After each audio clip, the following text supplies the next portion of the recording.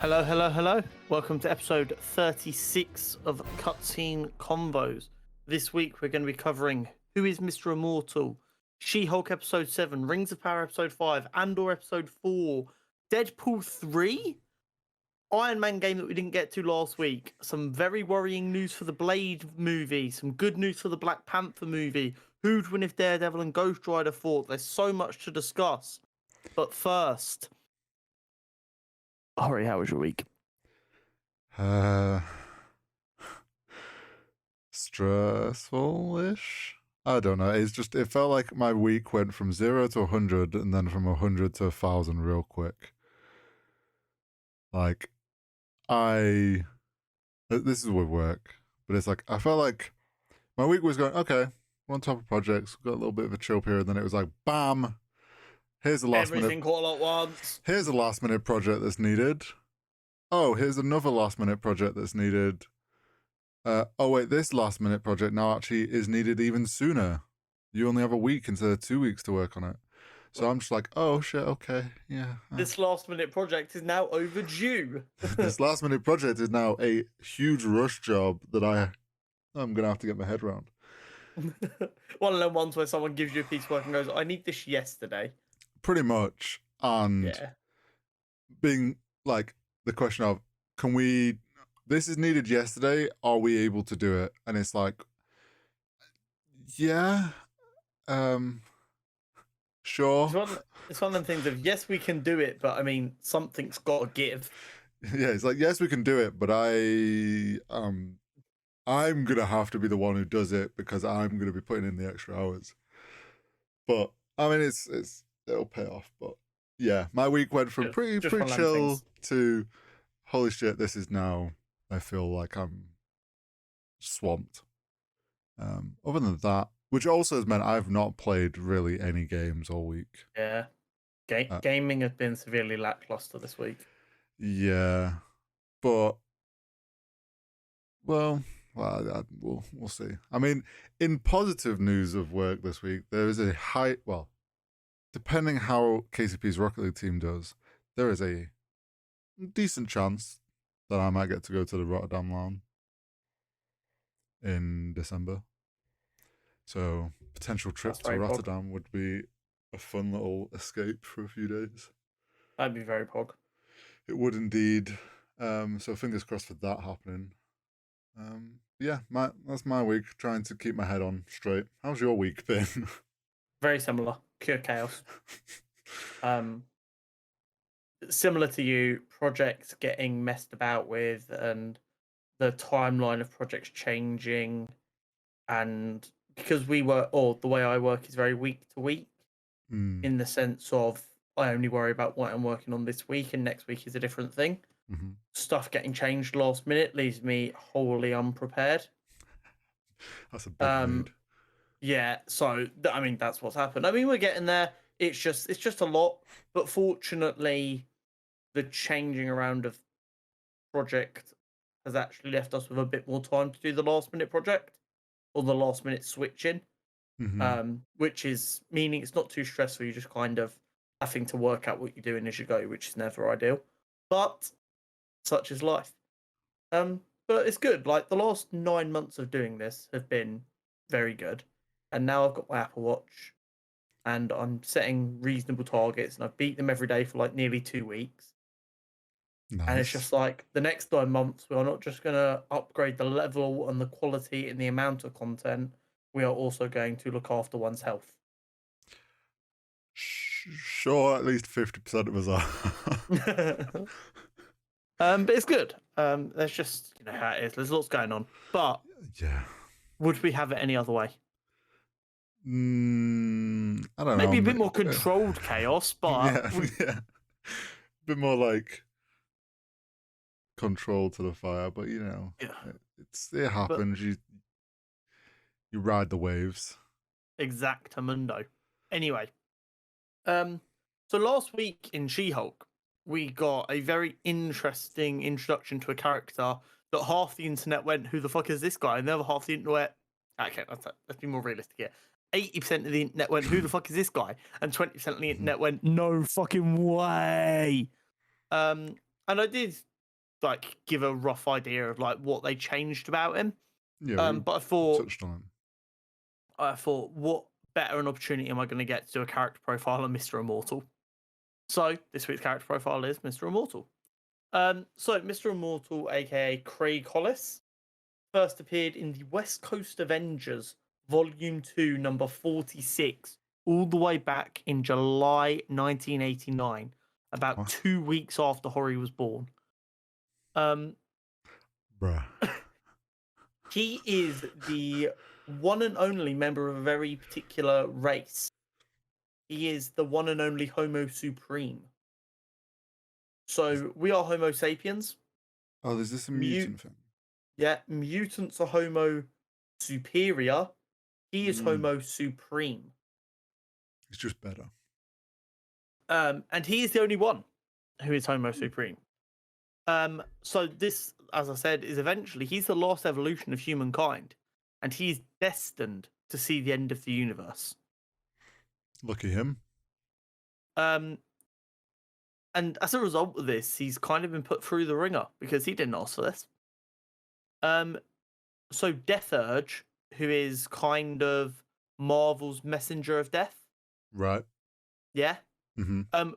Kind of routinely like creates accidents that kill off people Mr. Immortal is friends with, or in love with, or romantically entangled with, or just cares about in any way.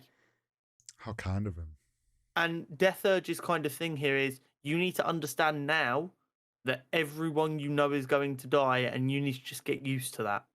Yeah, bro. So a brutal lesson to learn. But... Yeah, Death Urge thinks he's doing him a favour. Like, I'm teaching you nice and early in your million years of being alive that everyone's going to die, but pretty brutal ways. Anyway, so between all of his friends and loved ones dying around him and his only power being resurrected, like, it's not that he just can't be killed. He can be killed very easily. It's just he always comes back to life, which isn't as cool as it sounds, because it means, yes, I got shot and left to bleed out, but guess what? That fucking hurt. And then I came back to life. And he doesn't have super strength or anything like that. So it's just a normal guy going around trying to stop crime, dying a lot, feeling all that pain, and then coming back to life. So as I'm sure you can imagine, he's like routinely very depressed. Yeah, it's not really a fun power to have. It's not the greatest existence one can think of. I mean, how many people would take immortality if it was offered to them? And I'm talking immortality where they just can't die. Forget dying and then coming back to life. I like the idea, though, that people would go, oh, I'd take immortality. Not realizing that it just means you can't die. It doesn't mean you don't feel death and the pain of it. And people go, this is not what I planned for. But one thing I didn't know about Mr. Immortal was that when he is resurrected after death, he normally is kind of in a bit of an uncontrollable rage for a little while. Okay. So he like comes back to life, like just swinging, looking for fucking all the smoke. I suppose adrenaline rush, right? Yeah. So there was one person in the West Coast Avengers whose name I forgot to write down, who was his love interest at the time, who was pretty good at like calming him quicker, so that he wasn't a danger to anyone. But Death Urge pretty quickly saw to it that she wasn't about anymore. The sun's getting real low, big fella. Yeah, them kind of vibes exactly. But here's the really I think the most tragically sad bit about Mr. Immortal. Okay. So as I said earlier, his destiny is to be the sole survivor of the universe, and this is so he can be there to ask the question, which is just kind of like a myth, I guess. Like, you've got to ask the final question, and it's like, oh, what is the question? You'll know when it's right. But while that is his destiny, in reality, he is the universe's sick, twisted backup. Because he's not the person who's actually supposed to make it. Oh. The person who's supposed to make it is Franklin Richards, Reed and Sue Richards' son, who I've said before is very powerful. Mm-hmm. But obviously, the universe doesn't leave anything up to chance, so it's kind of got a built-in fail-safe of Mr. Immortal, just in case Franklin Richards doesn't make it. For fuck's sake. So he's got to live this existence of misery and despair and death. And there's not even a guarantee at the end of it that it's going to be worth anything. I mean, at least he might have a friend at the end. Franklin Richards is a bit of an arsehole at times. Yeah, but I mean, when you're the last two people. No, but, so yeah, his entire existence is pain, and that is purely so he can be a backup in case someone more important than him can't make it. It's tough scenes, honestly. It's really, really rough. Obviously, we saw a very different side to him in She-Hulk. Yeah. She-Hulk being a comedy. I think, while it's a very different version, I think they did kind of nail it for what they needed for the show, which was a bit of comic levity in this guy who just can't handle confrontation, so just throws himself out of a window instead of telling someone he doesn't love them anymore. Yeah. Let's not, like, I think it's a pretty human experience to be in a situation where you're like, I really wish I could do anything to just not be here right now. Mm-hmm. And he has that out. He does. So, like I said, lots of changes made to the character. Very obscure character. I'd call him kind of like a cult classic. I think that's the best way to do it. Describe him. Mm-hmm. But there we go. There's a bit more of Mr. Immortal if you were at all interested. If you were like me and had no idea who he was. But that leads beautifully in She-Hulk episode 7, where we got to enjoy the use of many smaller unknown villains. Yes. I had no idea about any of these. Yeah, it was fucking brilliant. Even I didn't recognize half of them. I genuinely believe this was the funniest episode of She-Hulk so far. For me. I felt myself chuckling at this episode more than any other. I don't know if it was the funniest one for me. There was definitely some good funny moments. So yeah, like I said, I enjoyed it though. Yeah, I mean, it was, for me, this show is exactly what I wanted it to be. Very reliable, very. Yeah. I mean, it ticks all my boxes. It's nice and short. Without it doesn't. Other than the first couple of episodes, I'm not sitting there going, I need another 20 minutes. But I am always looking forward to the next week, and it always gives me something. And it's different to what we've had from Disney Plus so far with Marvel shows, which I enjoyed. And it's also just like, it is actually in a way very different to any Marvel content we've had thus far. Yep. So I will say though, I am disappointed with one thing. Go on. We still haven't had our boy. Our boy hasn't shown up. I know. It's an interesting one. So, for those who need a recap of the episode in case you're catching up on this at a later date, the entire premise is Josh, who Jen met at the wedding, they've gone on a couple of dates, they finally done the deed. Yeah, he's no longer my favourite Josh. Crumb season's back in first. I did call that last week, but we'll get there. Yeah, we'll get to it. I'll restrain myself. So they finally slept together. Jen was getting all in her own head because he didn't instantly call her. Then Abomination's parole officer got in contact with her and said, Emil's inhibitor collar's not working properly. I have to go out there and check it. Can you come along as his lawyer and as She-Hulk in case he's not feeling too cooperative? Which I think is a very interesting way to show how Jen's powers can be used in a very legal and useful way while still being a lawyer. I'll be honest, I feel like he was less asking because he was his lawyer. He was purely asking because he was told, well, we're not sending anyone with you. And he didn't want to go on his own, so he was like, oh, well, maybe She-Hulk will help me? Yeah, I mean, it helps that she has a vested interest in the case because she's his lawyer. But I just thought that was very good. Then obviously once we're at Abomination's ranch, he is mellow as he's been throughout the entire show. Lets the guy do his ankle bracelet so it's working again. Is very upset when the police officer runs away like, thank fuck that's over.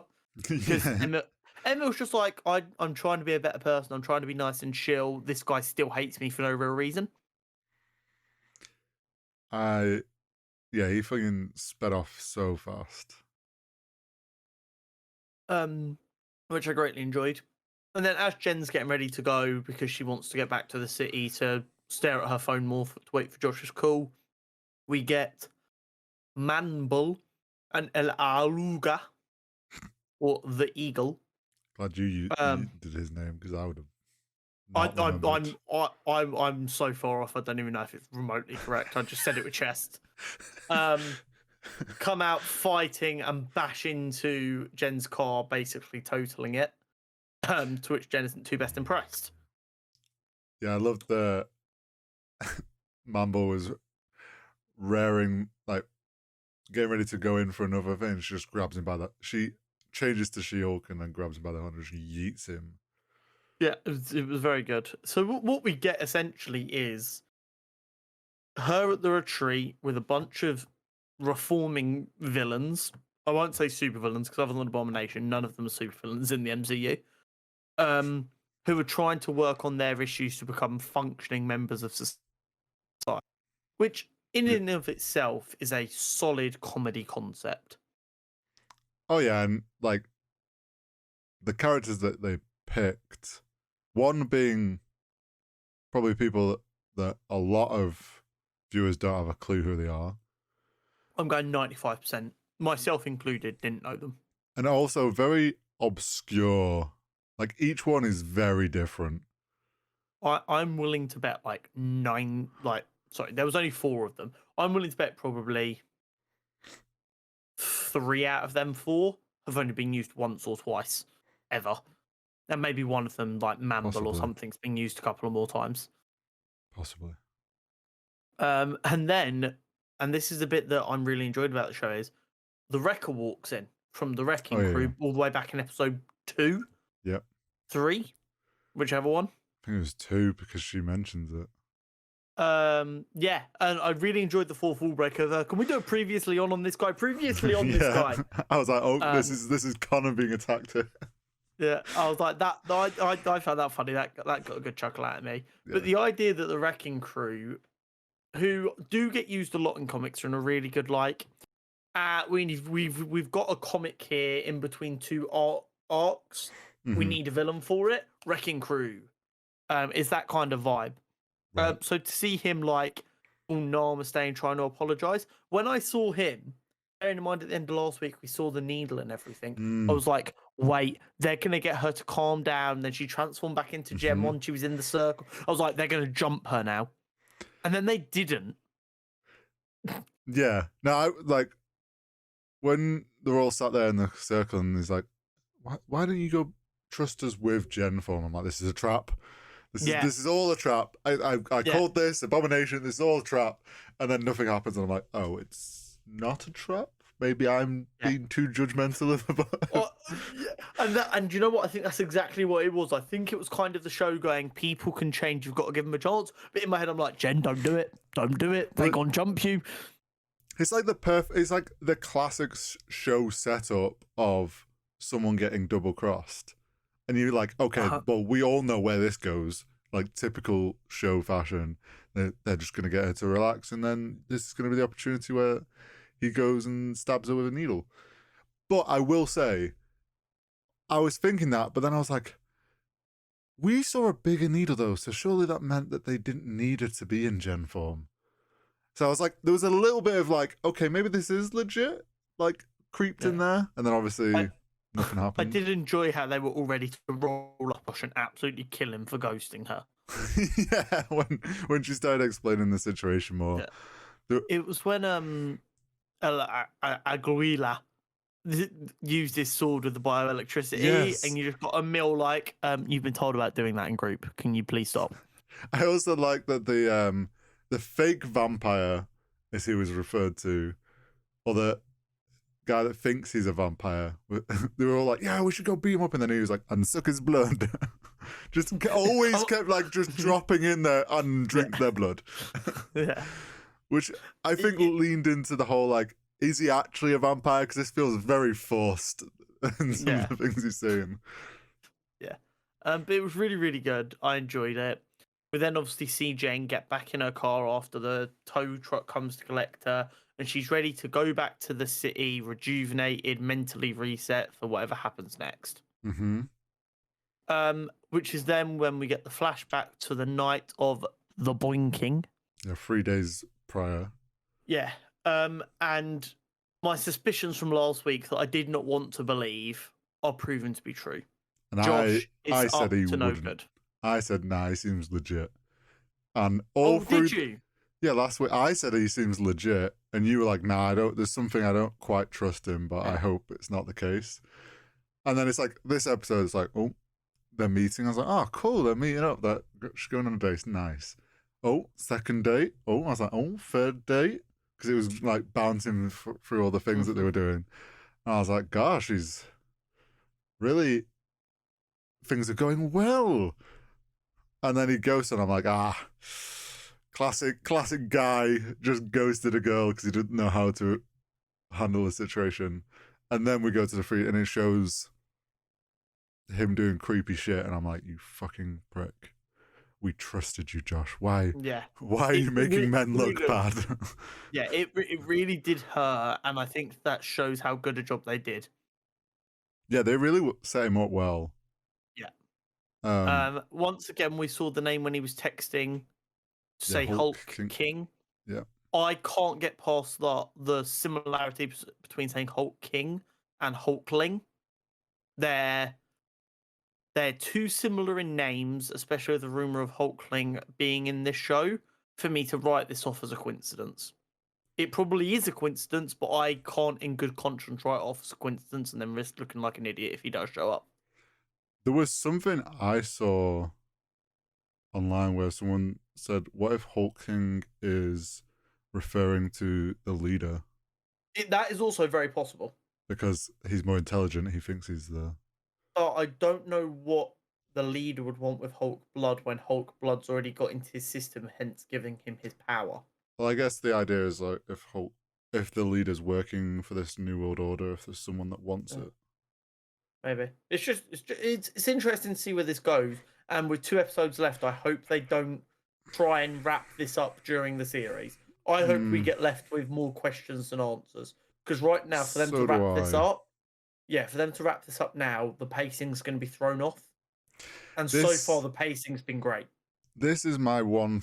Like, I'm really enjoying this series, and I'm enjoying the whole like sitcom, and essentially is a lawyer show, and each episode is its own little like sub thing. My worry is shows of this style are usually like 20 episodes long for a season, because it allows them to very slowly build an overall arc of story, like a story arc.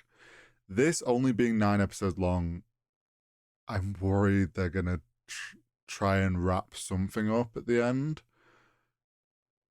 Yeah, and it's like but they feels could just like decide they're going to set up for a second season.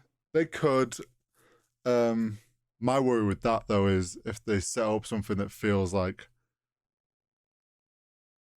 kind of an urgent issue.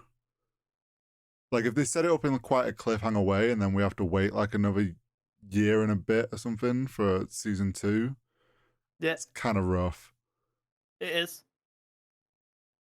So, but what we do need to discuss is something that we both saw once again, basically instantly after finishing recording last week, which is TikTok's theories about Nikki. Oh yeah.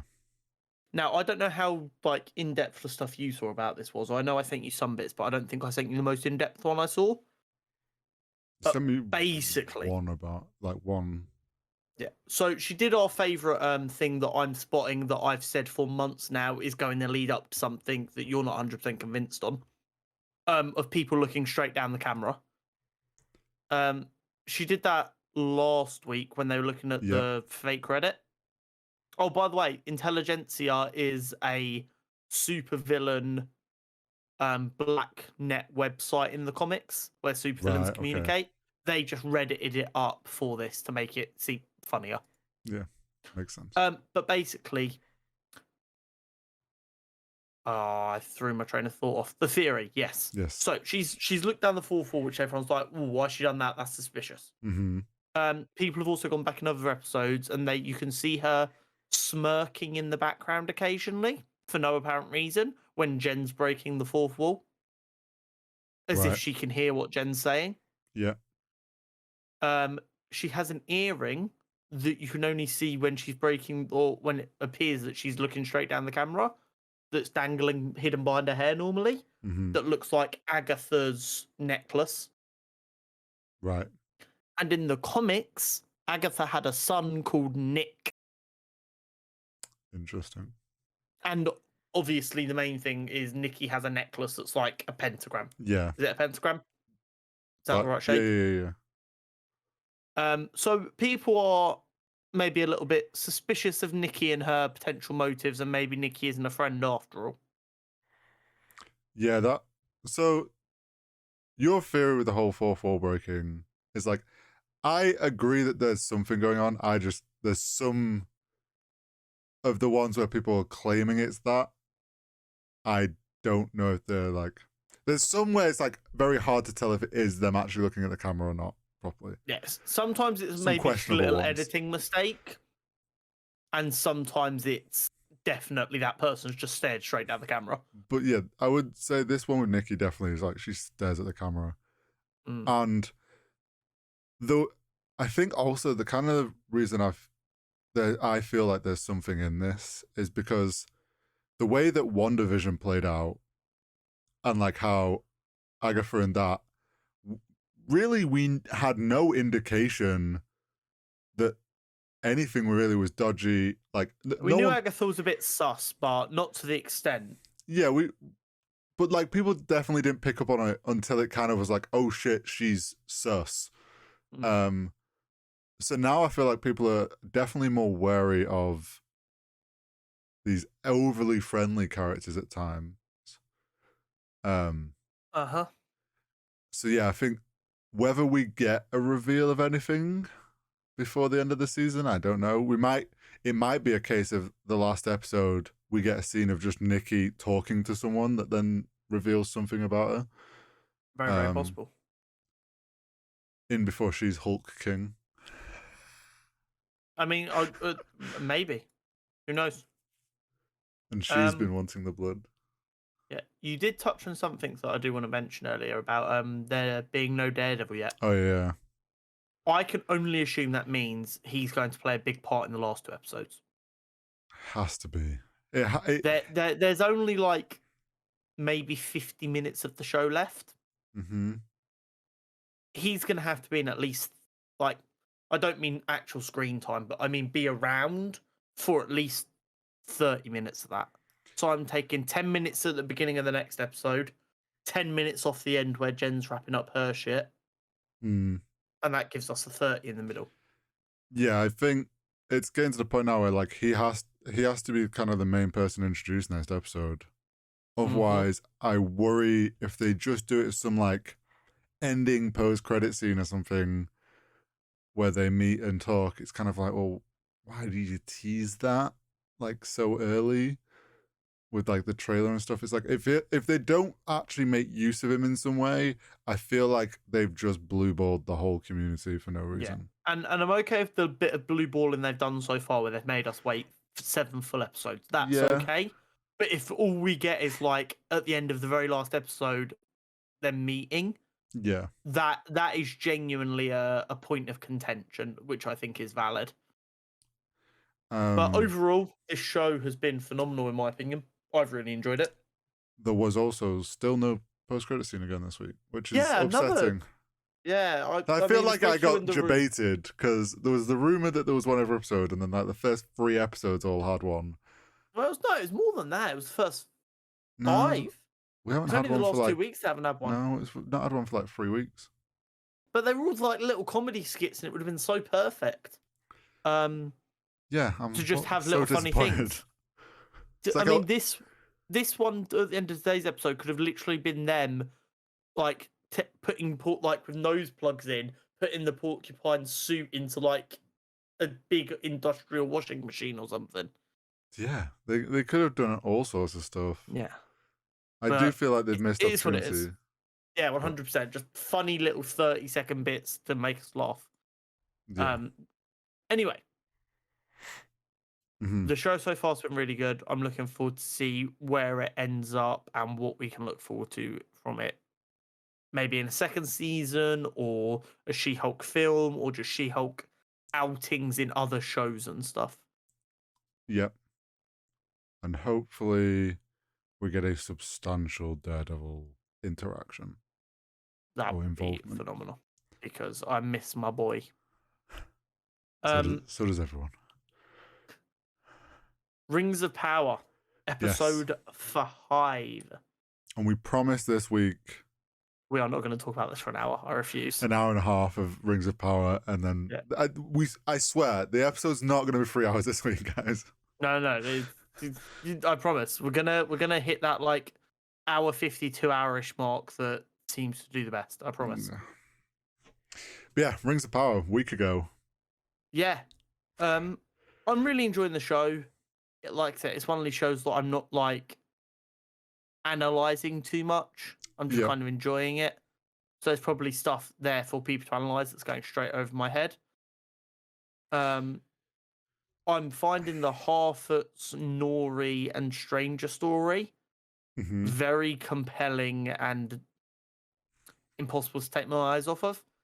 And at times with some of the other stories where it gets a bit, you know how when shows try and be a bit too artsy, you get a lot of scenes where there's just like no conversation at all. And they're just like, oh, look at this thing. There's a lot of times when there's stuff like that, and I'm just like, can I just see more of the Stranger and Nori, please? Yeah, it's there's a lot, like I'm like you, the whole stuff with the hobbits and the Meteor Man.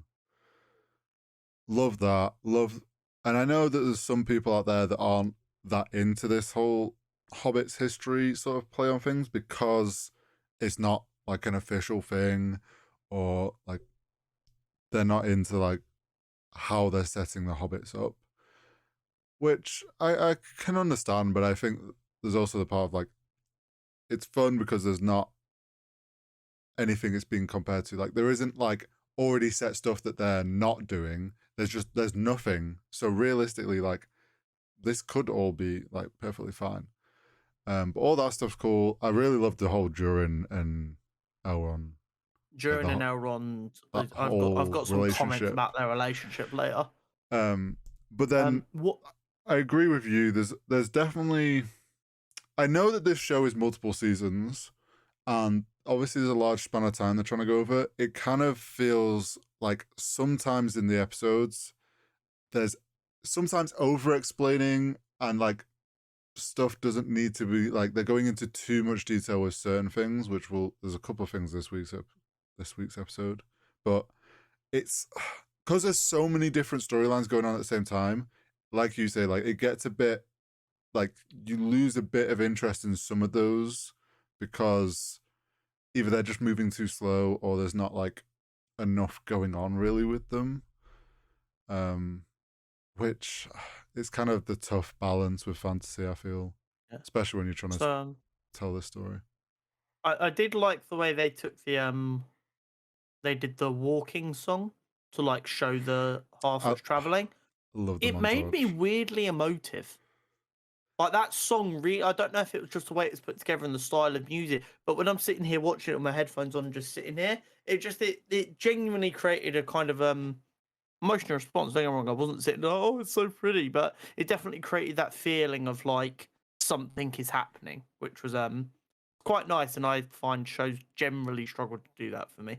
It felt like very much like so it fit right in with the songs from Lord of the Rings and stuff. Like it felt very much a part of the actual Tolkien world. And I don't actually know if that song is in the books or if it was made up for the show. But that whole montage of them traveling, I loved, and actually like showing the migration and these different places that I know people are have been trying to work out where they're traveling in relation to how they end up at the Shire.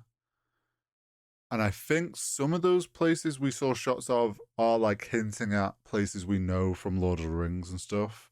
Like I'm not 100% sure if they were trying to make out, the marsh they went through is the same one that we see in Lord of the Rings with that is the old battlefield where the elves are all in the water, and if it's that pre all of that, if it's the same, because it's sort of that area of Middle Earth that they're in.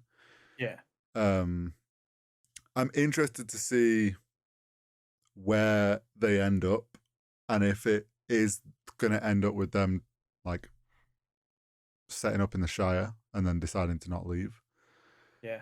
The whole thing with the wolf warg looking things, and we actually got to see kind of the first, other than like the bit with the little bugs and him like kind of controlling the trees and stuff. This was the first time we saw the stranger actually kind of do some magic. Yeah, proper powerful. And you know what the thing is? Like, he saved them from them creatures. And I'm like, okay, cool, this is definitely Gandalf. And then we get to like him with the ice and blasting Nori like 50 foot away. And I'm like, wow, they really just don't want to admit it's Gandalf. And they're like definitely still trying to keep up that tone of maybe he's good, maybe he's not. Ooh. So you've got him, he's obviously starting to pick up on the language and being able to speak. And there's a bit when Nori talks about perils and he says he's a peril. No, Skylar, I am the danger. And she's like, no. And then, yeah, there's the whole thing where like he does that weird shockwave thing and then realizing that it has hurt him. Fucking and, like, destroyed his arm. Because the thing is, like, he's now in a mortal body. So it's like him sort of understanding that, but then we see him heal himself, and why Nori thinks it's a good idea to grab an arm that's freezing. I don't know. I really don't know. It's classic. Like, why are you grabbing that? Like, why did you think that was going to go well? He's muttering in a language you can't understand as ice is spreading over his body. You do not touch him. You see if you can talk to him, but you do not touch him. Yeah. So because it was kind of a bit of, we're seeing a bit more like interaction against animals and stuff. Like a little bit of me is like, is this Radagast the Brown? Or is it a blue wizard because they were meant to come first? Or is it definitely Gandalf? They're definitely sprinkling in enough of everything to keep people guessing. They clearly don't want to give it up. I definitely feel like they know because he's interacting with the Harfoots and the Hobbit. Like everyone's going to go, oh, this must be Gandalf. And I don't know if they're trying to do that as a decoy for actually who he is, or if all of the other shit he's doing is to throw off the potential he's got to be Gandalf stuff. Yeah, you don't know what half is the decoy shit. Yeah, but Makes sense. I'm enjoying all that side of things and getting to see those interactions between like they're becoming more comfortable with him. Yeah. Which is very enjoyable to see. Now, this is my big sticking point with this show that I'm about to bring up. Okay. We get introduced to someone I'm pretty sure we've not seen before, the person in the white that goes down to where the Meteor Man crashed. What I would refer to as, or I've seen referred to as the cultists. Okay, the cultists. We've not seen them before, have we? I know we saw them in trailers, but we've not seen them in the show. All we've seen previous to this was like a promo picture of the one that went down to. Okay, cool. There are too many fucking characters in this show for the layman like myself to easily keep track of, especially with the fucking naming conventions that Tolkien went for. Yeah, this goes off like what I was saying at the beginning. Like there's a lot of storylines in play that it feels at times like they try to have too many going on in one episode because they don't want. Because they're all happening at the same time, like they don't want you to forget about one side of things. They're trying to show you everything that's going on at once. I would almost have rather them do a season for each of these storylines. So say there's 5 storylines, they do 5 seasons, and then season 6 is all of them at the end of them stories reconverging and meeting together. Because obviously these stories all end up together somehow. I think that would have been great had they not been trying to span a story that goes across like thousands of years.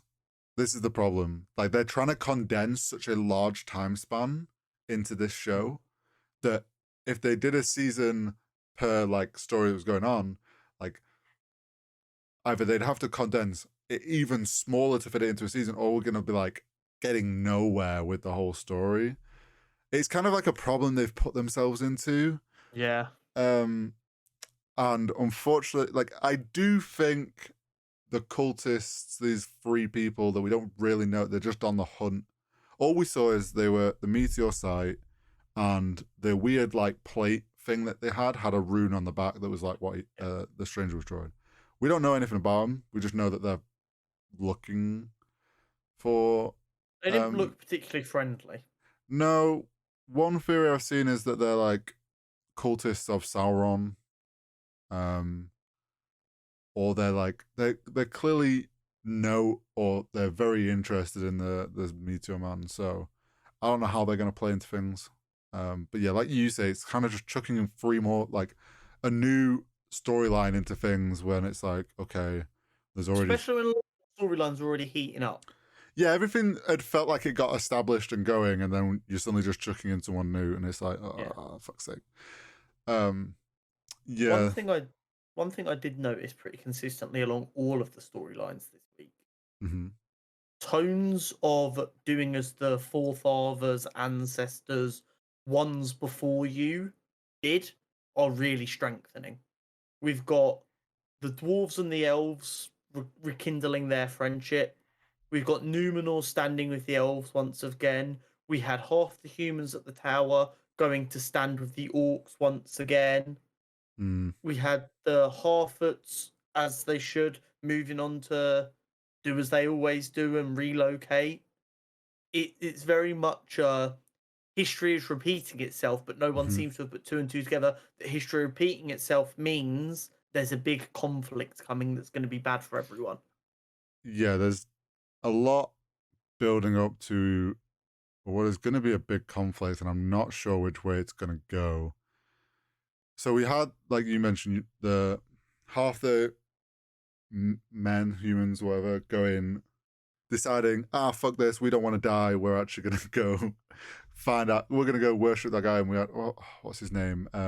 Waldrick. Fucking rocks up and he's like, Sauron, I've been waiting for your return. And you kind of get Adar look at him and be like, the fuck? You. So apparently, like, I kind of forgot this, but like Sauron never actually kind of went by his name. He always used like other names, and he only got referenced in name like a couple of times in the books. So it's like one theory is like he was pissed at Waldrick because, bitch, why are you using my real name? And then the other is like, it's Adar's like, who the fuck do you think I am? I'm not that person. I am the big dog, you will fear me. Yeah. I ain't this person you think I am. I'm worse than them. So, well, that's what he thinks. And like Adar also, there was a point where Adar mentioned he was chatting with one of the orcs when he's like enjoying the sun. And he talks about like the sun being gone. I think that's in that reference to, obviously Mount Doom eventually erupts. And I think it's him referencing the fact that like something's going to happen this season. Maybe it's at the end, like Mount Doom erupts and that's like the start of Mordor. Because we do feel like we've talked about the fact that that's obviously what it's building up to. And then we also got the sword got revealed, didn't it? Yeah. Finally, Theo actually did something good. Hey, I've got some thoughts about that. Okay. But my second part about the strengthening of the themes of doing as your forefathers did, in every one of them stories, however, there is someone who's going, that didn't work last time, let's do this way instead. Yeah. And what that's creating is also a lot of these relationships that had been established being strained. Mm-hmm. So we got Isildur and his father.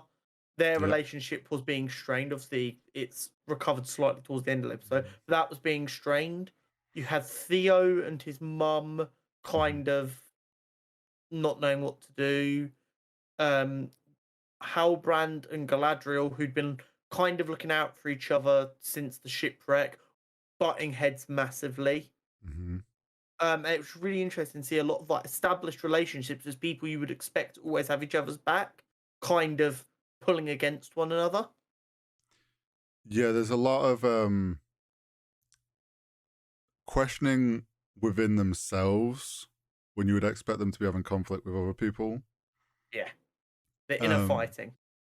yeah, and I guess the only ones we haven't. Well, we kind of saw it last week with the dwarves with Durin and his father, but um, yeah, there's a lot of kind of internal things going on, and this is the thing is like we've got essentially three different storylines going on with different issues, and there was like you mentioned, we saw Theo questioning whether he should leave, and then we got his mum then questioning about leaving, which I don't know if you felt this, but when she was having that argument in like the middle of the yard with I forget the Aranda. yeah, it felt like fake, Yeah, it and felt I'm like they're like, putting on a show. and I couldn't tell if they were or if it was actual legit, and it's just kind of like come across badly. Um, I hope it was kind of like staged as a way to try and like strengthen everybody because he like But I also had issues with the way the argument between Galadriel and Halbrand took place. So when she went to see him about like, okay, I'm losing a bit of control over this situation. I need you to actually be willing to be king. The constant cutting of the shot between like them staring at the camera, like you're supposed to be the other person in the hmm, argument. I didn't like it. It felt weird. It threw off the flow. Something about the hmm. internal conflicts for like a 10-minute period there was just shot really poorly. Yeah, I didn't like see I quite enjoyed how their like relationship had evolved. No, So the relationship itself, I don't have an issue with. It was just the literally the cinematography of the argument I had issue with. It was so janky. It just felt weird, hmm. especially when they gave up with doing it halfway through the scene as well. See, Like that I just threw me not off picked even up on. more. I'm like, what? If you're gonna stick to this god awful angle, like actually stick to it. It's like they did half the argument. Like, okay, this is shit, but I'm not gonna refilm it, so we'll just start using proper angles again. I don't know. It just felt weird. The whole like shit going on at Numenor is slow. Like, so we got a very typical, which this is where I don't mind it. I can imagine some people are take it or leave it. The whole fucking classic sword fight training that I feel like every fantasy show has to have. I really enjoyed that scene. I enjoyed it. My thing was, I enjoyed it because I can imagine to some people they're like, oh, this is your typical like sword fight practice in the yard. Like, obviously, one of them would just kill the other one accidentally if this was legit, or like that many people would quite clearly lop off Galadriel's head. But I actually felt like this was the first time they showed how good of a fighter and warrior Galadriel is in the fact that she could take on four guys effortlessly. And it's like That's they've kind of been lacking at like trying to showcase that she is this powerful, like she is some impressive fighter, and like we hadn't really been shown that. And like I think that was one issue I think a lot of Lord of the Rings fans had because she's meant to be this like really great fighter, and we haven't really been you've literally showcased. stolen one of my bullet points there. My bullet point is verbatim: brilliant sword fighting scene to illustrate Galadriel's strength and skill. Yeah, and I think in that sense, like it was a great scene to include. And then the whole thing of her and how I liked how they very kind of sneakily showed more of what Halbrand's actually his skills in how he Mm-hmm. flicked the sword up and also just his blacksmithing skills. Yeah, very, Um, very cool. which he's quite clearly somehow got that guild crest off of Pharason for something. Like whether he's Yeah, traded a bit of information or something, I don't know, because he's suddenly got a guild crest and he's forging. Um, but that whole he clearly wanted to stay there, and we actually got a bit of development on kind of Gladriel and her realizing if she's not careful on her kind of like chase of this evil power that she could end up losing herself, and a bit of self-reflection like, oh shit, I am kind of balancing on a line here that I'm leaning the wrong way, which was nice to see. Yeah. And then obviously we saw Halbrand eventually sort of like come to terms with it and accept what was being told at him. Yeah, Which, exactly. off my comments last week when I mentioned, I wonder if this is him like being manipulative and playing, and maybe he is Sauron and he's being corrupted. This feels like it. I don't feel like that's the case now, because I'm like, this is Yeah. some weird like 3D level of chess he must be playing if this I is the think case. it would make I think it would make less sense for that to be the case now. A couple of episodes back, 100% that would have made sense. I feel like now it would be a bit weird. Hmm. You know, like when sometimes shows do stuff that makes no fucking sense, just to have that you didn't see that coming moment, but it actually makes no sense. That's what it would be if it was to turn out Yeah. that way now. I don't know if he will be what Galadriel wants him to be, but I don't think he is Sauron. I agree with that. So there's one issue that I don't know if it's from the whole during, and I enjoyed the whole little kind of ego tension at the meal, to which got completely thrown out when Durin was like, "This stone is reserved for our dead," and I'm like, "Oh shit, he's pissed." And then obviously a lot happens before this next bit, but then we get to the point where like they're walking it back through the forest, and you can just tell on Durin's face that, oh, this was all a joke. This was Yeah, a lie. it was when the elf slips a little bit and Durin chuckles. Yeah. And Elrond just kind of goes, "It was a joke, wasn't it?" It's like, yeah, Deesa's been wanting a new table, so I just wanted Durin to look at me and go, "Get Frank, lol." Yeah. And I'm like, part of me then was like, I forget the fucking elf leader. Why has it gone out my head? The High King. High King. Then I'm like, did he know? And he just played along with it? Because like he's been around a while, like he probably wouldn't know if that was the case. I think that's why Durin asked where he got the table. Because if he knew where he got the table, he would potentially know that the story was bullshit. If he doesn't remember where he got the table, there's a better chance of him not knowing that Durin's story was bullshit. I think that's why Durin asked him that first. I think also though that the High King would let him have this win, so to speak. Well, yeah, he knows he's about to admit to Elrond that he's been bullshitting him this whole time. And he needs Elrond to still be in good favor with the dwarves. Mm-hmm. So he's like, I'll take a little bit of a hit and let the dwarves think they've got a hand up in the hope that then when I send Elrond to beg for salvation, they don't view it as us being superior to them. Yeah.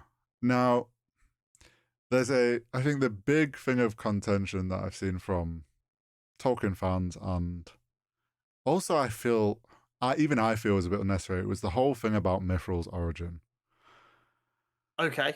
So that's not like Mithril doesn't have an origin in the books. Like that's not that's not where Mithril comes from. It's just a natural ore that's super rare. Yeah, it's very rare, and Tolkien never really explains where it's come from. And in a way, that leaves it to mystery, which kind of makes it better in my sense. It's one of these things where I feel like Amazon's kind of over explained something to try and like push it a bit too much. It kind of sounds like, because correct me if I'm wrong. So the dwarves mining for Mithril is what unleashes the Balrog thing at the bottom. Yeah, the Balrog. Yeah, essentially they get greedy for wanting more of it, and they keep mining deeper and deeper and deeper. I think they wanted to move away from the idea of the dwarves being greedy for it, and try and make it a noble thing they were trying to do that they end up getting punished for. Don't get me wrong, it doesn't make it a better version or a worse version or anything. I think that's what Amazon were going for. The thing is, the Balrog being open up happens so much later. So I'm like, I don't know if that. And the problem is, it's like it's such a established thing from Lord of the Rings that everyone knows that's going to obviously what's going to come from it, that they kind of have to lean into that. So here's the thing. They talk about the origin. He gets Elrond to recite the story of some like elven lore thing. Yeah. And they talk about the Silmarillion gems, and there's 3 of them, right? So in the books, one is on the crown of some, I forget his name. Another gets thrown out into the ocean, and another is buried in a cavern with an elf warrior guy. So the idea that there's one in a tree goes against all that. Playing into this idea that there's an elf fighting a Balrog, there's like tales and stories of elven warriors doing that, and that kind of I feel is like where they've pulled that idea from. My thought, and something that I have seen someone like some people watch the show thinking is Elrond mentions that like that tale is, I can't remember, it's like he uses the elven words for it, but basically says like, oh, that's kind of like made up, like people don't really actually believe that's what happened. It's a fairy tale, it's Robin Hood, it's not. Yeah, people have said it for many years, but there's no truth behind it, it's just one of them. Yeah. And obviously it must be so difficult to have fairy tales in elven culture with them all being around for 12 billion fucking years. And you obviously get the High King trying to be like, no, that is legit. I actually, so a theory, and my sources are I made it the fuck up. Well, here's the thing. It's like, this whole thing could actually just be like they visually showcased that story and made out like that's the origin of Mithril. It could just be the High King manipulating Elrond into thinking there is a dire need for this Mithril, and like it's our like race's like birthright to have Mithril. It's going to save us all, and it could all be like a whole manipulative thing that it is actually a lie, and that's not true to any like sort like origin of Mithril, and the High King's just playing off that to manipulate Elrond. Yeah, well, you've got the guy who's going to make the rings, who was obviously being corrupted but doesn't know it. Yeah. Is it possible that he knew Elrond wouldn't betray his friend, so he convinced the king that using this story was the way to get him to go along with it? So the king is also kind of being manipulated. So the king does genuinely believe they need the Mithril to survive, and he's just manipulating Elrond to an even higher degree to get what he thinks he needs, even though that's just what what's-his-face wants. Possibly. I do think there's some like the High King that believe that the Mithril's going to help them in some way. And I think there's a lot of we're being shown one thing, but it actually ended up not being the truth. I think Amazon is playing with us a bit here. It's hard though, because it's obviously because they're straying away from the books quite a bit. We don't know if they are going to stay more true to the books or not. There's a lot seems to be going on, and I definitely don't trust this like the High King and what's going on.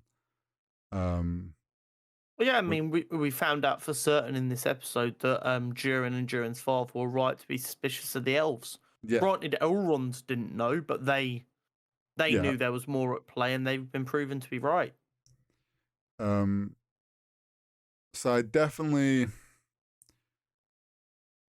I think it's going to be interesting to see how they play off, because obviously they said they're going to go back and try and persuade Durin's father. How they play into that, I don't know. What I do have to bring up, however, okay, is a line that Durin said to Elrond. Mm-hmm. It's a direct quote. I double checked to make sure. Give it to me raw.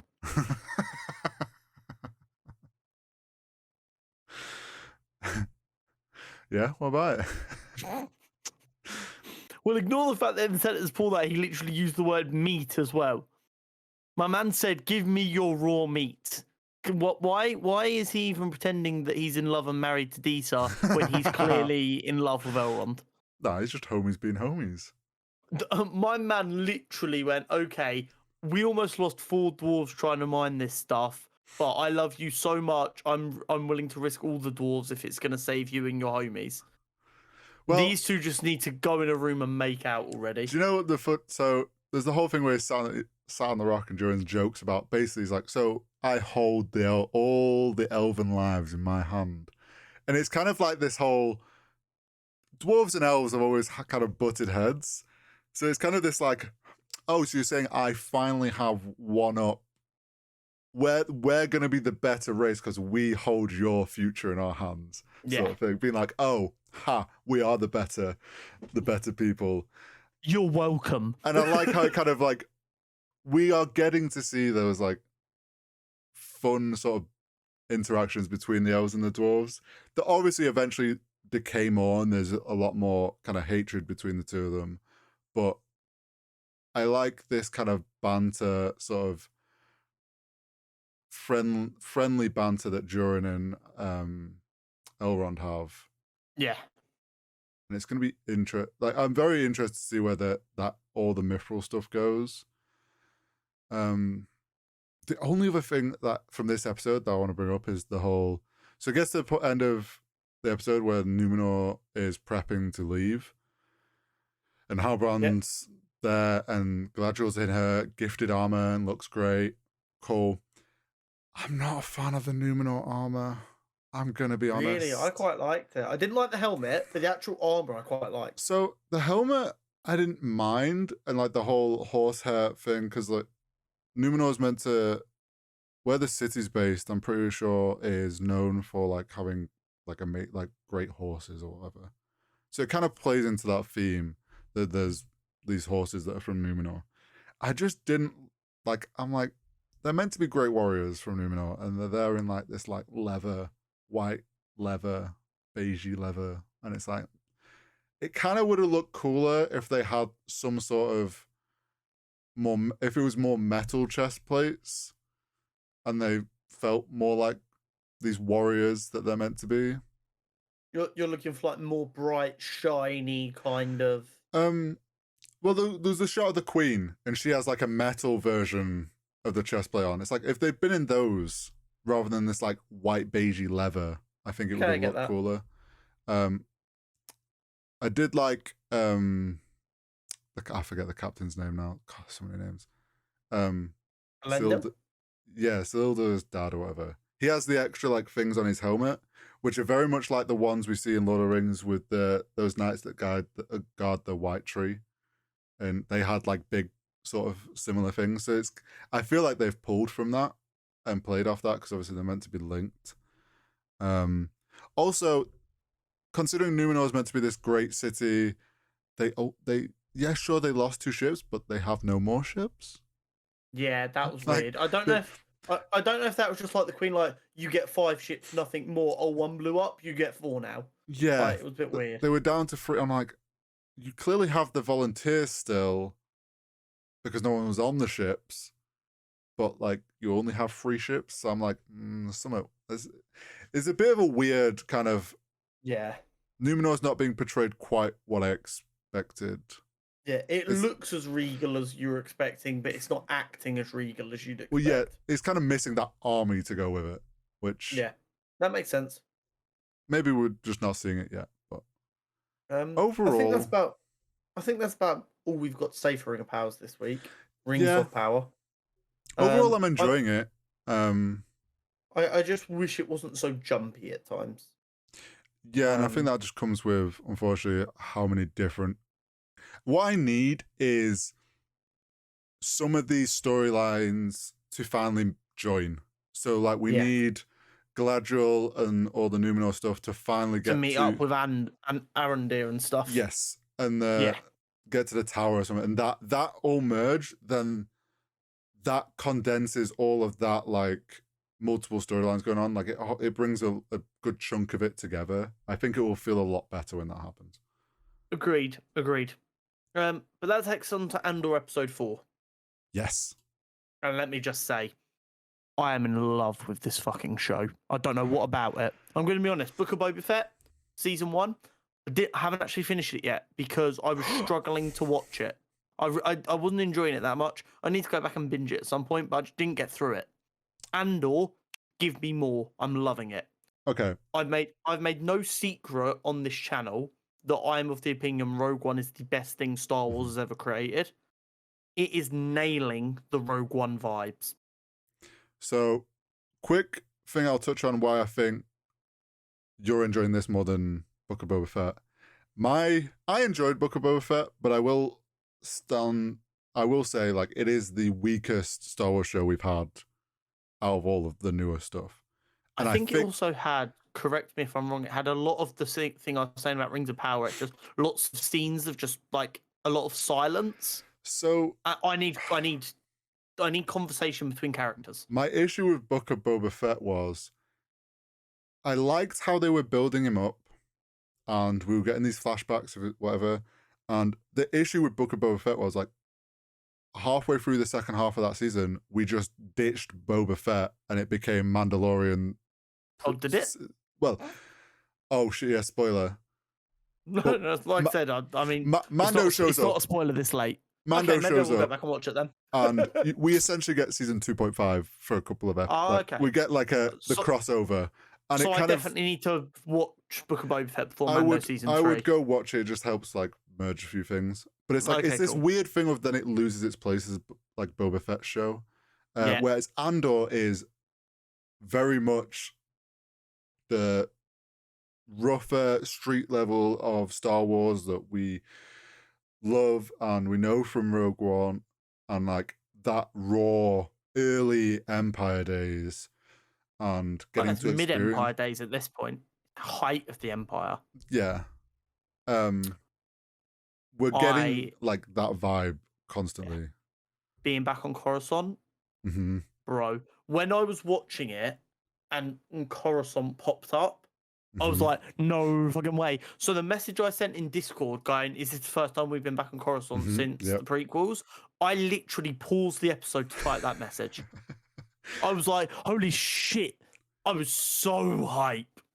So I saw that and my initial thought was like, are we going to get slum level? Because or are we going to see the rich being rich? Or I was like, is this us going to the Galactic Council? Are we going to be back there for the first time in ages? And then it's like, it's neither of those. We get two completely like kind of new aspects of Coruscant that we haven't really experienced, which is something that I loved from this episode. Is we actually got a more detailed and kind of like inside look at how the Empire was running things and how they managed like intel, and we go to the Bureau of Intelligence or whatever they call the building, and there's like inner workings of how the Empire was trying to manage the entire galaxy. I really enjoyed that kind of inside look on things and perspective from their side of things of how they look at intelligence that comes in and why they would go to certain planets. Yeah.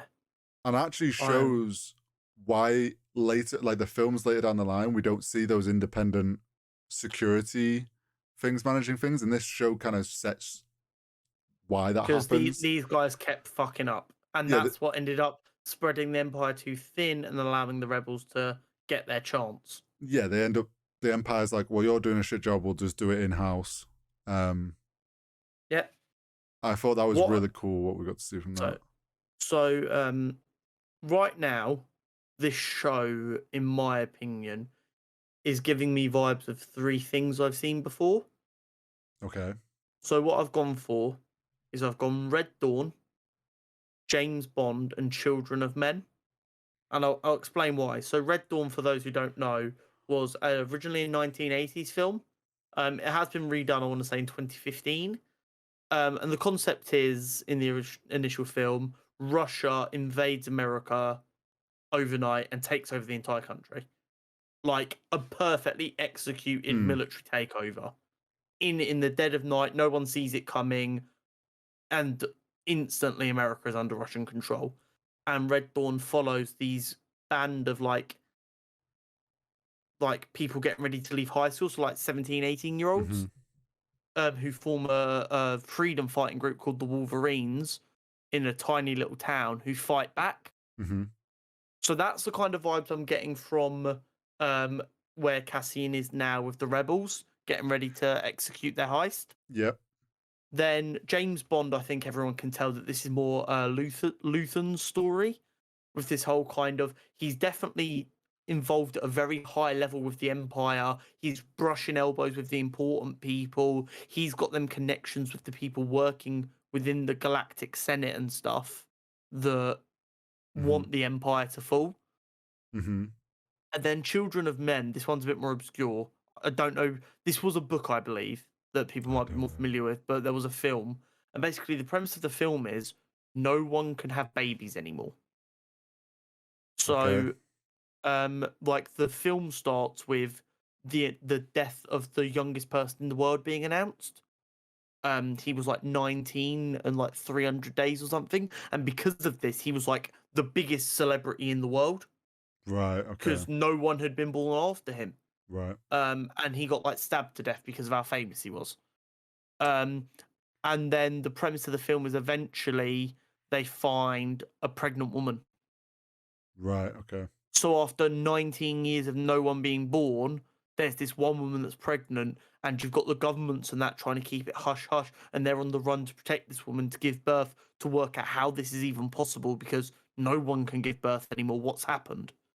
Right. Um, and that's like the real dystopian feel I'm getting from all of these planets that hasn't been Coruscant. Because on Mm-hmm. Coruscant, you've got these people like living the high life, kind of maybe even like Hunger Games style in the capital. And then you've got everyone else back on like ferrets and stuff, literally living in like slums. Mm.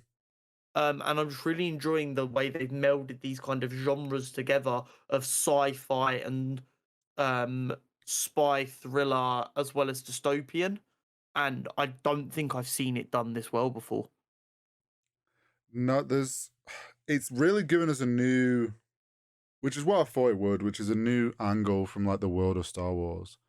And it's like, yes, in Rogue One we saw some of where how like, and we know that essentially the rebels it came from with like within, and this is us essentially seeing that early days of how actually a lot of what kind of pushed and helped grow the Rebel Alliance was people in the high up places from within not liking it and using their position from within to slowly change things. And you see them like we're getting to see like that early stages of people being like, we need to push against this. And they're Yeah, starting to do things, and then it's obviously very easy to find people at the lower levels that want the Empire to fucking burn. yeah. And I love the whole thing of how Luthien, Luthen. Luthen, like clearly is the one of the main guys in charge of this like little inner circle of high up people that obviously want a rebellion. He is definitely that link between the foot soldiers Mm-hmm. and the people inside who have to be very careful. And I like how he was with the girl on the Ferrex. The whole like, X. yeah, they're like, this is happening. You're like he knows how the situation was going to go. Like he's telling Cassian, like she's going to argue. I'll wear her down. She'll go to agree, and you see all that. And there's a little bit of Cassian thinks about, do I just yoink the ship and leave? Do I really want to be doing this? But obviously comes to terms and decides that he does. And then we get to see Luthien, like, as he's obviously on his way back, that, like, having to put on a character. So we've kind of seen what he really is, person-wise, and now he's having to put on a character again to fit back in at Coruscant with his whole outfit change, putting on his jewelry, and you see him come out of there and he has to do, like, a bit of a dance to get himself into his persona. Well, this is one of them things that I can't remember. There used to be a really good police show that, like, I think it was called Legends or something, that just that like went into this whole thing of like police officers who were going undercover for long periods of time, and like the stuff they would have to do to like switch in and out of their persona. Mm-hmm. And you can see that he's at that point where it's getting more and more difficult, Yes. and he needs this to happen now, otherwise he's in danger of slipping up. Yeah, you can see that like he obviously has his routine of changing outfits, but then he like really has to kind of force himself back into the character that he needs to be. And then we find out he's like this artifact artist seller. Kind of an art dealer vibe, Yeah. but obviously Typical in a space world. Typical rich man in a space world selling weird alien artifacts from races they probably yoinked. Selling really old stuff stolen from other civilizations for profit. Though, fun fact, I don't know if you'll have noticed, and I only found this out through, I think it was TikTok. There's a shot where there's like a suit of armor in the back that has like almost like a sun sort of like rays coming off the helmet of it. That is the exact same armor that Starkiller wears. Oh, really? Which is old Sith armor. And so, like, it's not just a Starkiller thing, but everyone was like, oh, is this them kind of hinting at the fact that Starkiller's canon? Or is it just them, like... Star Wars canon's mucky. Yeah, I know. Although, live-action Starkiller TV show would slap. They'd have to do it. They'd have to be careful, though. How good would it be? Just make it very clear, like, in the beginning of each episode, this is not Star Wars canon, and then just let us have our fun. Well, it's just more like, you've got to really sell how powerful it is. But... Yeah, there was that was a little detail, and then they go in the little back room, and she, I forget her name, the Senate woman. Mothmana? Something like that. Who people obviously recognize from Rogue One. We see that, like, how he uses his shop kind of as a front to interact with these other Senate people that are in the riskier seats internally.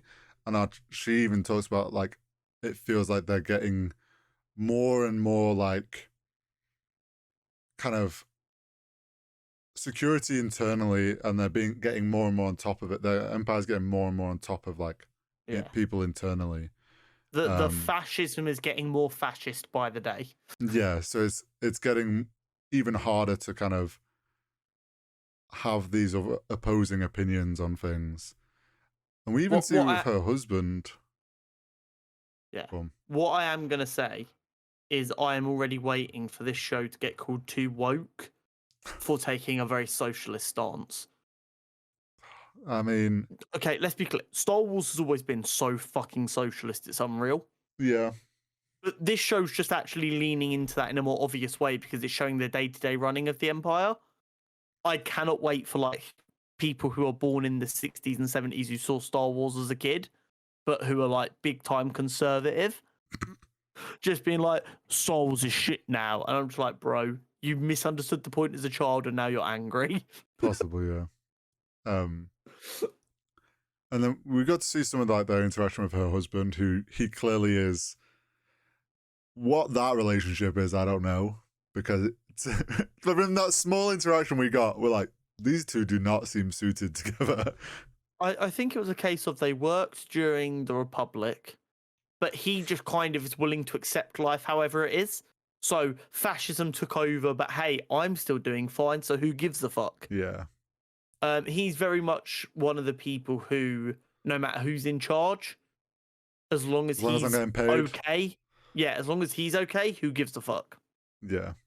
And then people are sometimes just as big a problem as the actual oppressors because they're just sitting there going, "Hey, I'm fine. Who gives a fuck?" Yeah, this is true. But I'm very, very excited for the rest of this show. I also like how we talked about it last week, I think, with the whole thing on the end of episode 3 when they leave the cube, and he was very interested in Cassian, and I said, I wonder if it's the fact that like he actually just only wanted, and it seems he very much went there because he wanted Cassian. He didn't give a shit about the cube. He wanted Cassian. If he could also get the cube, yeah, that'd be handy, but Cassian is the main priority. So it's interesting to see that like he knew a lot about Cassian. Even when Cassian tried to lie about being in the war, he's just like called him out on it straight away. So he's very well connected. I think that's all we've got to say on Andor this week, but the next couple of weeks or however long of this is going to be very, very fun indeed, I'm sure. Yeah, I mean, I'm looking forward to seeing more of that. One, the inner workings of the Empire, seeing how like the Senate and the people internally, how it gets riskier and riskier for them. And then obviously we've got this heist that's going to go down, which is going to be, That'd be so cool, I can already tell. it's going to be good. The internet broke a couple of days ago. It broke for like 2 days in a row. Yeah. To be honest. Deadpool 3 has been confirmed as like, I mean, we knew it was coming, but now we have more information. I just want to say, I asked for this a long time ago, and you didn't think it was possible. That was a prayer in the wind. That was I would love for this to happen, and you were like, nah, they're not going to do that. And I just want to say, whoever at Marvel is listening to us, I appreciate you being a viewer of ours, and I will take a 5% cut from box office. That'll be fine. Thank you. Emails. So don't get me wrong. Just on the pure face of it, Hugh Jackman being back as Wolverine for Deadpool 3 is fucking exciting. Yes. That just without even looking any further, that is exciting. What makes me even more excited is how adamant he's been. He's not coming back to the role. For him to decide to do a 180 on that, he doesn't need money. The man pumps out box office blockbusters. He has seen a script for this and gone, fuck yes. That's what he's seen. And I also do feel he has only come back, one, like you say, the script must be great, and two, because it's for Ryan. Like 100%. Them two have a brilliant friendship. As much as like they joke on the internet that they hate each other, everyone knows they are just really great friends. They are really, really good friends. You know for a fact that Ryan's gone, do you not think it'd be a fun idea if you were in next Deadpool? And Hugh's gone, I feel like I'm done with it. And then Ryan's like a few months down the line gone, well, here's a script. Have a look and see what you think, because this is what I would do if you were willing to play Wolverine again. They've gone, you know what? Fuck it. This is going to be fun. It's a good script. It's going to have buddy cop movie vibes, I'm sure, but with Deadpool just pissing the ever-loving fuck out of Wolverine. I have one thing I hope they do in this film. Do you remember the X-Men game? Where X-Men game? Which one? It was one that came out fucking years ago. And it's, you'll know, but it's got, you play as, sorry, not X-Men, when you play Deadpool, the Deadpool game. Oh, the Deadpool game? Yeah, sorry, yeah. The Deadpool game's fucking brilliant. Because the X-Men were in it. Oh, you mean, you want the slapping scene? I want the slapping scene. Like, it could be just a few, and it can be like the most random moment where like Wolverine just gets knocked down and he just jumps on and starts slapping him to wake him up. Like, we need that. Yeah, that's 100%. That's why I said in the past why I wanted this to happen so much is just the pure interactions we will get from these two, because of like the Wolverine that we're used to of Hugh Jackman and his like personality when he plays that character is just gonna play so well with Ryan Reynolds as Deadpool. 100%. And there is 100% gonna be some joke about him having a sealed up mouth and blades for arms and all that shit. Like, there's gonna be some like slide digs put in there. Of course there is. I can't wait for. But I think, so we had the announcement video, which of course was Ryan with a brilliant montage about how hard he was working on making this artistic masterpiece. He's like, I've got nothing. I have no idea what to do. Then Hugh walks by in the background. He's like, hey, Hugh, do you want to be in the next, do you want to come back for Deadpool 3? Yeah, sure, whatever. And then we get the coolest logo I've ever seen. It's the Deadpool logo with Wolverine's claws going through it to make the 3. It's just, it's right. It is. Don't get me wrong. It's not going to be some kind of modern masterpiece that deserves all of the Oscars. But for someone like me and yourself, let's be honest, I was born in 1999. My real exposure to superhero films was them X-Men films starring Hugh Jackman. Without him, we can say to a degree of certainty that the MCU probably wouldn't exist, Yeah, nor would this podcast most likely. I think that's fair to say. You can ask like anyone of our age range, like, who is the earliest superhero you can think of, like, on big screen? And people will think of Spider-Man and Wolverine. And, like, yes, there was multiple X-Men films and people will probably remember some, but, like, out of all of them, there was, like, that constant of Hugh Jackman as Wolverine across several films. And because he's Wolverine, like, it doesn't age, so it's like, that's why it's the same actor all the time. And, like, he became this kind of staple, like, constant superhero actor. And brought, like, in a way, those first X-Men films were like a mini little MCU, like all being joined together and kind of setting up this little world, and Hugh Jackman being a constant figure through actor and playing Wolverine through them all. It tied them all together. He set up a lot of what MCU, like Marvel's been able to do with the MCU. Them X-Men films, as well as the Raimi trilogy, gave the DNA of the MCU. Yes. And the fact that he's going to be able to get, and this, let's be real, this is 100% going to be the last time we see him as Wolverine. Yes. This is him having one last ride. He had his last emotional ride. This is going to be a fun ride. He's gonna be given his suit and he's going to be told, go out there and have some fun. This is going to be essentially a fan service film of, we get the Marvel going, we get to take Wolverine and Hugh Jackman that everyone loves and we've not been able to use, and we're going to finally make him exist in the MCU, and we're going to tie him in with Deadpool. Too many D's. That's what she said. Yeah, I knew that was coming. They're like, we'll plug him in with Deadpool. It's the bet. Like, it's such a great combo. Everyone's been wanting that combo. Like, I feel like more than anything, which is what they've kind of let Ryan do with the Deadpool films, is like, he's done fan service with those films because he stayed true to what Daredevil is. Deadpool. And they're like, how did I say Daredevil? Get my brain. Yeah. The Deadpool, like, he's done the fans like proud with those Deadpool films because he stayed true to them. And I feel like this is their way of being able to go, here you go, enjoy having Wolverine one last time. And then we also got like the confirmation that this is separate to Logan. Yeah. Kind of, not really. Yeah. They'll have fun with it. I will not be surprised, however, if they use this film to announce who the MCU's long-term Wolverine's going to be. Yeah, so this is my thought now is, I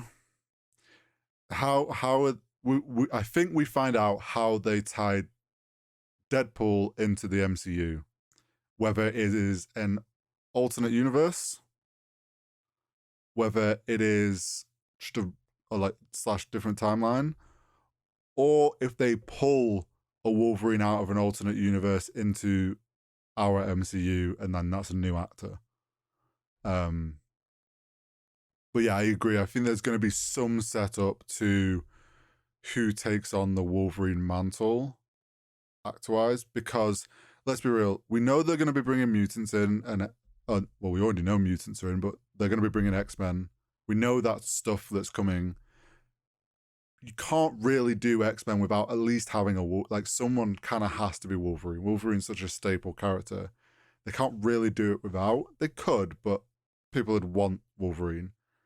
So they're going to have to set up a new character or new actor to play that character. What I do hope, however, is we've said this before on the podcast, every kind of 6 months, who's going to be the new Wolverine kind of changes between Daniel Radcliffe, Taron Egerton, Tom Hardy, and people like that. I would love it for all of them actors to have a cameo in the film, even if they're not the new Wolverine. Just as general Just for people. shits and gigs. Yeah, just for shits and gigs. That would be funny. And I honestly wouldn't put it past Ryan to do something like that. But I mean, that's all there is to say about it. We've got the current release date, which is September 6th, 2024. The press tour for that is going to be phenomenal, I'm sure. There was one little thing that also came with that breaking the Go internet on. was Kowinski. Oh yeah, where did I put that tweet? Was it in MCU spoiler? He quote tweeted I think it was them covering where it sat in things. And he said, "Oh, is this our film?" No. It was the original announcement that he quote retweeted. Okay. That has 38.2 million views, by the way. Oh, jeez. And then John Krasinski quote retweeted, "Wait, ... Is this our movie?" Which also is like, does that mean he cameos? Or does What do you mean, John? People are like, well, is he on about the fact that Fantastic Four comes out just after, doesn't it? Yeah. So I mean, we know it's. I think no, September 24th. Wait, is that? I'm sure they're close together. Or am I wrong? No, you're right. I want to say it's like the 24th of September. So I'm wondering, do we get a cameo of him in Wolverine, or sorry, November 8th, 2024. So not even a month later, or 2 months later. I forgot about October. I always forget about October. So either he's just on about the fact that their film comes out just after, or that's if we don't know if he's confirmed as Mr. Fantastic. Or he's a cameo, or Deadpool or Wolverine has a little last cameo in. There's some afoot there. Like he was that, or he's just fucking playing with the internet and just having some fun. Either that, or he's gone, "Hey, yo, there's some free impressions here." Yeah. Anyway, that's about all to be said on Deadpool 3. I am so excited. The last thing I say is like the message I put in our little group chat we have to tagging at Connor, I was just like, oh my god, it's happening. It's actually happening. Exactly. I'm so excited. Now, one of the things we cut off from last week because of how long it was an announcement of an Iron Man action adventure game. Was it being made by a studio under EA? Yeah. So it is going to be an EA game, but it's one of their studios who have made other good story games. Was it confirmed that it was in early development? I can't remember what it exactly. I don't think it was confirmed as being in early development. I think it was confirmed as being in development. Okay. I took that to mean early development, but I don't think they specifically said we're in the early stages of this. But we know there's one being made, which is exciting. There's not a lot more to say on that other than please be good. Yeah, it's like just make sure you do a good job of it. There's a lot of good potential you could do with an Iron Man game, especially because of the nature of like him upgrading his suits. Yeah, you can really have fun with that with some skill trees. I love myself skill tree. Exactly. You have fun with it. We've just got to hope they do it in the right way. Mm-hmm. And don't butcher it. And we've talked about EA in the past, so it's like, I know they're only overseeing it, but let's just hope they don't influence it too much. Yeah, let's hope they stick to being the distributor and producer and not worry too much about the actual game. Let the professionals worry about that. Exactly. Talking about worrying news. There are reports coming out that Blade is not going well. Which I haven't seen, so this is news to me. No. So apparently, Mahershala Ali is not happy with the script. Ooh. Apparently, it's only 90 pages long, which is, I assume, very short if it's that noteworthy.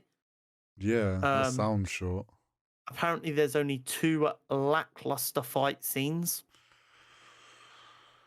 Oh. And apparently, a big point of concern is this is happening because Kevin Feige is stretched too thin. So he's left more of it up to the writers or the wrong people. Yeah, he's not overseeing it as closely, thinking that people can flesh it out properly, and people are not.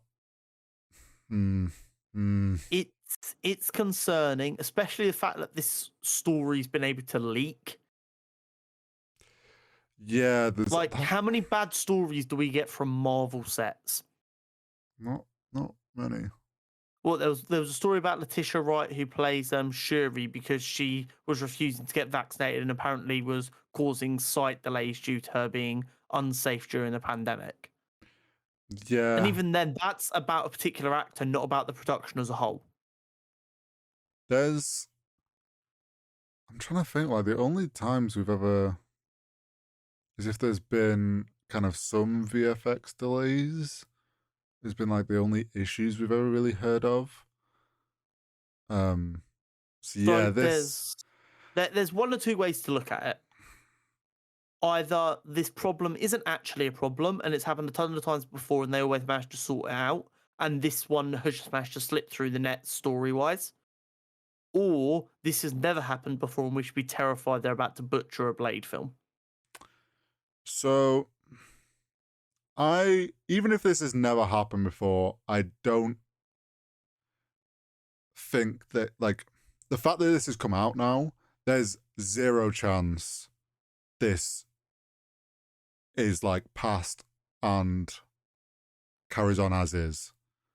Like the fact that this is out there now, like that will have landed, whether like, if this wasn't intended to come out and it's truthful or whatever, that will have landed on Kevin's desk.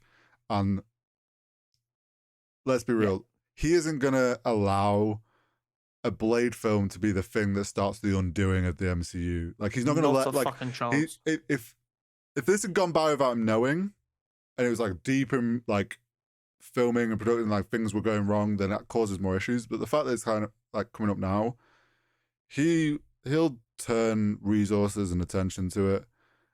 I believe that it'll get addressed and fixed. As far as producing a superhero film goes, Blade should be a slam dunk. Yeah. There's plenty of good source material. You've got a phenomenal actor in Mahershala Ali to play Blade. Mm-hmm. It's a character that everyone loves. Just don't fuck it. Like, that's literally all you have to do. You can make the most bang average film, but because it's Blade, people can be like, yes, let's go. So like you said, there's no way Kevin's gonna go, oh, okay, yeah, I mean, it'll be fine. This is how we die. No, he's gonna be like, this is a Blade film. The reason I'm not paying that much attention is because it's a Blade film. How are you fucking this up? Do you know what I think? Because I don't know who's like the writer or director for the Blade film, and if they've done any of the other MCU ones. Because we've obviously seen now, he's like Kevin's starting to allow these directors more freedom and like self-control of their films that they're being assigned. Oh, 1 second. Sorry, I've just seen. Pause, champ. Okay. Sorry. So yesterday. Oh. So I saw this story about Blade, I think 2 days ago.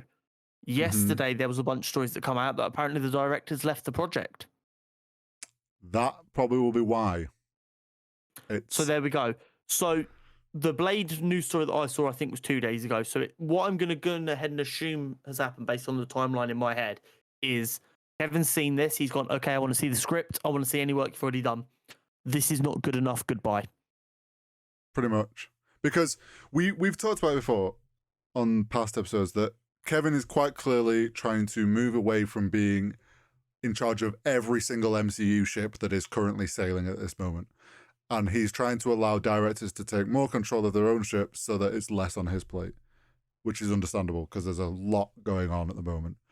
Doesn't mean he's going to let you release a bad film, though. No. But also, we have to look at who has already had control of a ship. All the directors in that have had more control have done a good job. So it's kind of that, like, not being naive, but Kevin's probably had this, like, false sense of, like, okay, this works. This release of the reins a bit is working. Like, the directors are doing good jobs, films are going great, whatnot.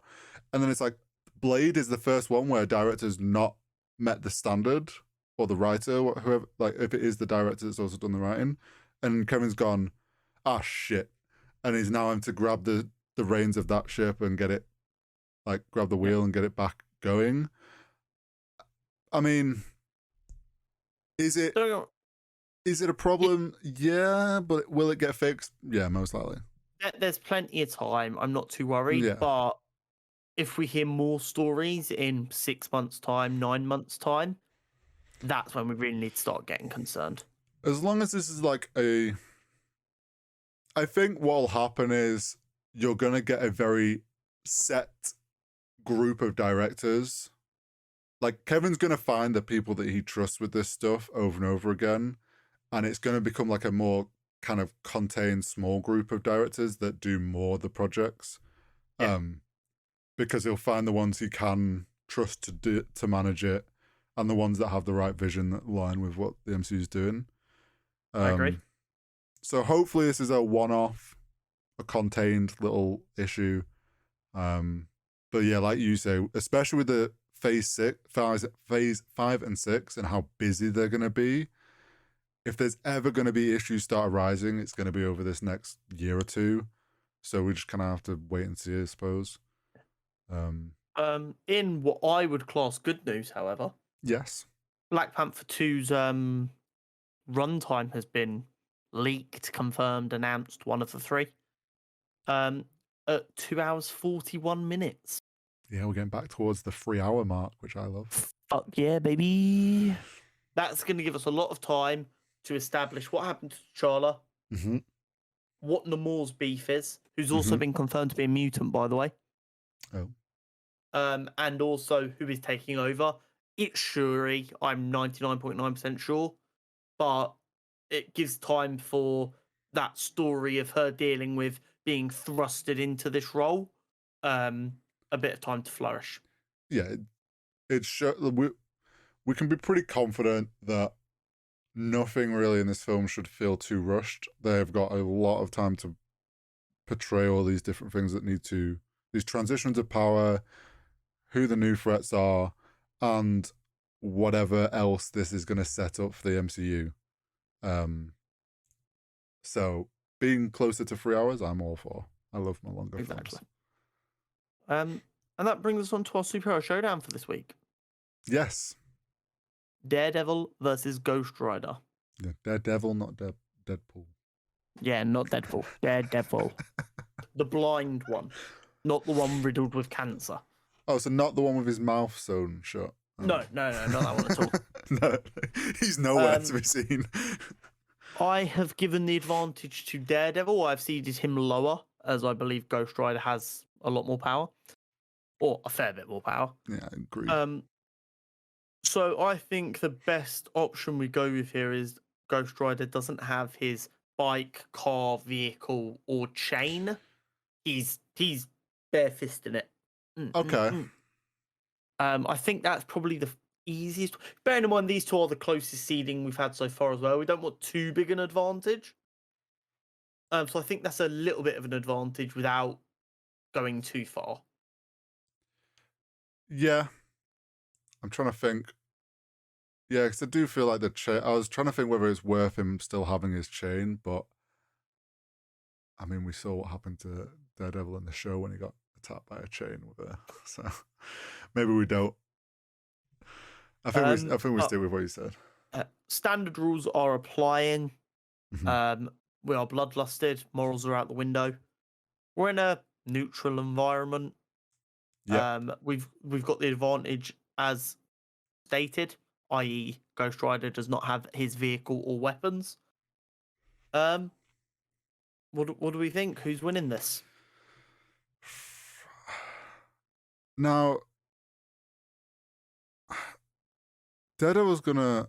I don't think anything of like Ghost Rider's being and the fact that he's fucking skeleton on fire or whatever. I don't know. I don't feel that affects any of Daredevil's senses in any way. You know what? I couldn't speak to that. I'm gonna go ahead and assume he can still sonar him pretty easily. Yeah.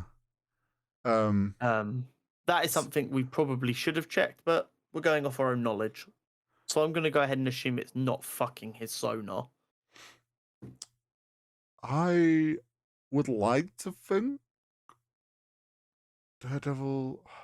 I guess it comes down to a stamina thing, right? because Daredevil is strong fire, like I mean, he's peak intelligent. human condition. Yeah. I guess it comes down to like, does he? Because they're going fist to fist.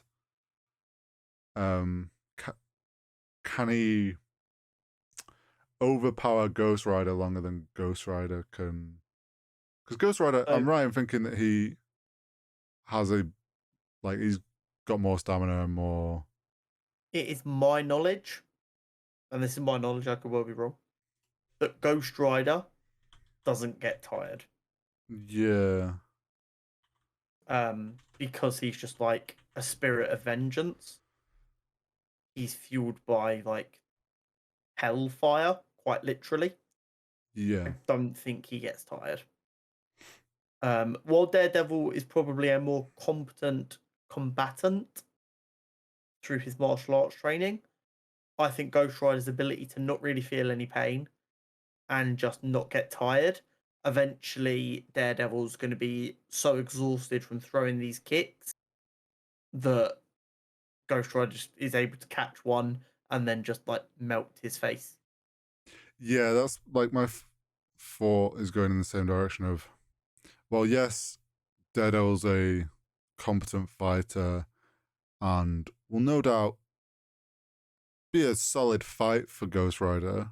Oh yeah, it's not a stomping ground at all. It comes down to what a lot of these first round fights have been in the brackets. It is simply he can't Outlast him. Yeah, he can't do this all day. Yeah, no. So I do think like Daredevil's eventually, like, he is going to get exhausted eventually, and however long that takes, I think Ghost Rider can outlast whatever length of time that is. And when Daredevil's exhausted, like, what are you going to do? Like, you've got no strength, no energy, no stamina left. Like, Ghost Rider's just going to pummel him.